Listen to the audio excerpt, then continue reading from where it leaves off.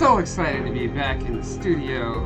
Oh my gosh, so excited. I'm gonna start filming a tutorial for mold making.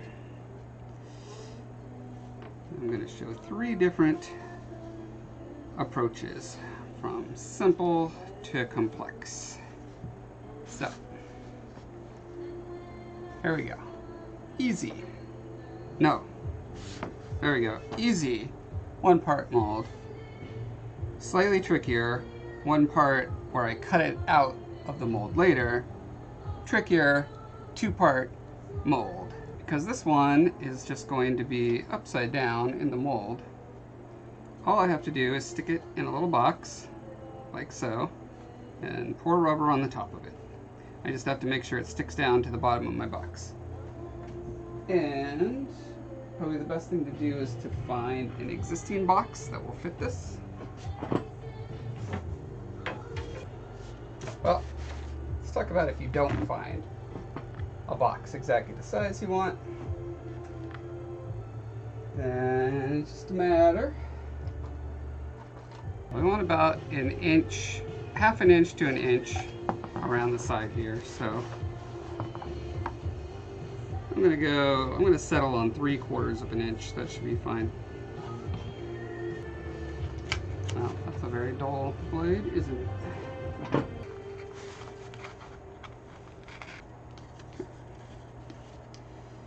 And then it's going to sit at the bottom,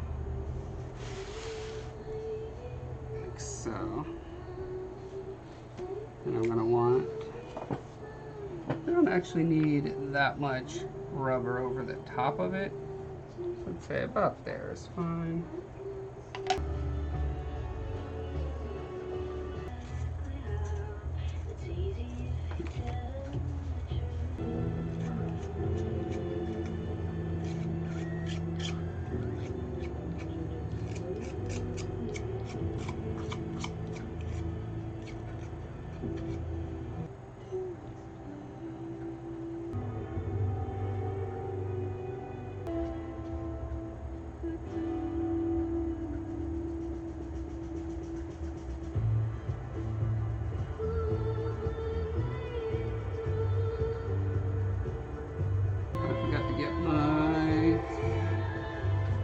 Canned air. I bought some. Where did I put it?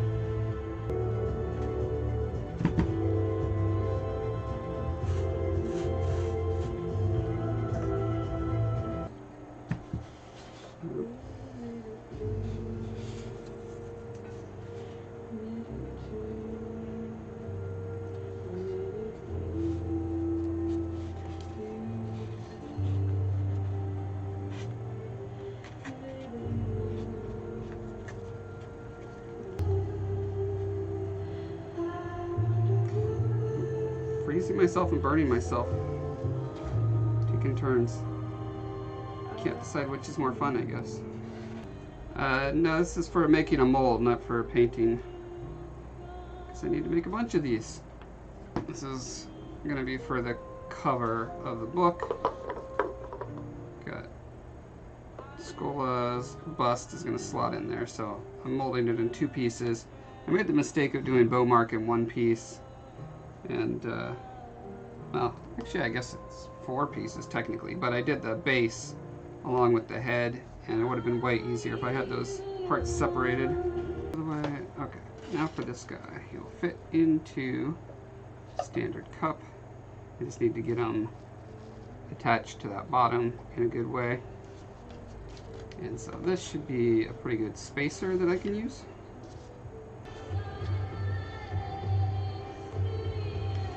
I'm just going to take and cut this out in the jigsaw real quick.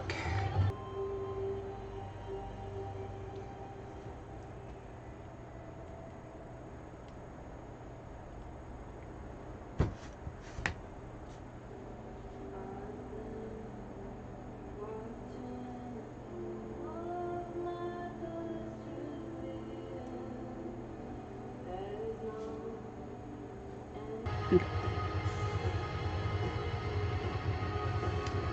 So, we've got the easiest, where we just pour it right in. We've got the next easiest, where we just pour it right in and then we're going to have to cut it along the back.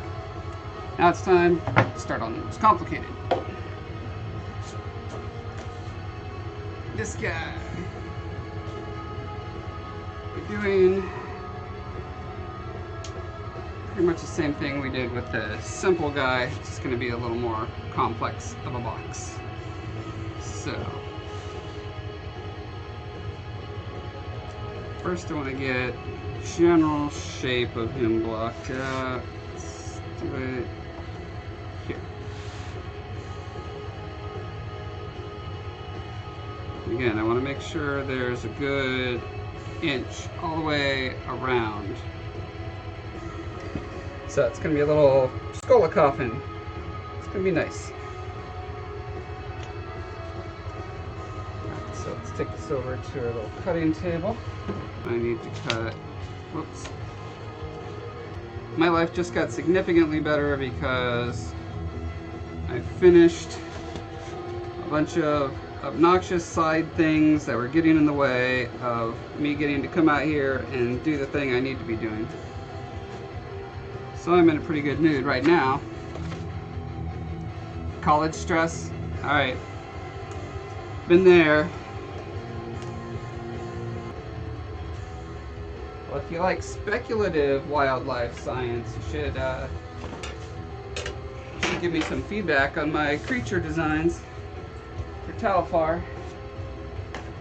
Always looking for educated folk to let me know what I'm doing wrong, because I'm trying to make everything scientifically plausible. My favorite bugs are praying mantises, just because of the way they look. They have so many cool variations. I want to collect them all like Pokemon. I don't really know how college works. I only went to I just got an associate's degree at the Art Institute of Seattle in industrial design. It's a lot of product design and model making. Which side is better to mold first? So the advantage to doing it face down first and pouring the rubber on the top is that I can make this seam really obvious with the clay. The problem is then when I flip it around and it's embedded in rubber, I'm going to have to dig that little lip out. And I had trouble with that last time. So I think what this is telling me is I've got to do it bottom down first, rubber over. Yeah. Okay. Cool.